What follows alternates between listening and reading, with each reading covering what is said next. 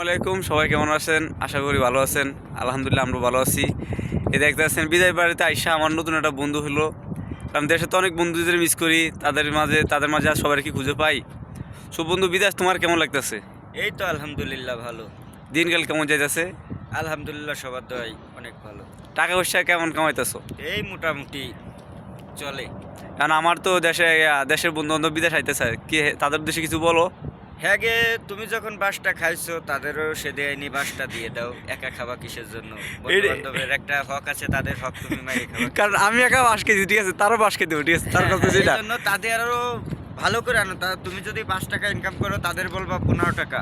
হ্যাঁ, তুমি যদি মুরগির মাংস খাও তাদের বলবা উটের মাংস খাইছো। না আমার তো যারা দেশে আছে, ঠিক আছে, তারা মনে করো আমি প্রতি মাসে লাখ লাখ টাকা ইনকাম করি, ঠিক আছে। হ্যাঁ হ্যাঁ, কিন্তু যে কত কষ্টের কাজ, ঠিক আছে, এটা হয়তো বুঝো না।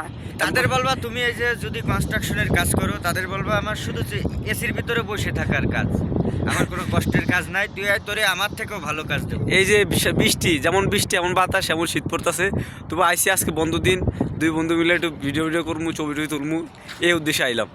আশা করি সবাই ভালো থাকবেন। বিদেশ বাড়িতে আইলে সাবধান, কোনো দালালে খুব করে পড়বেন না।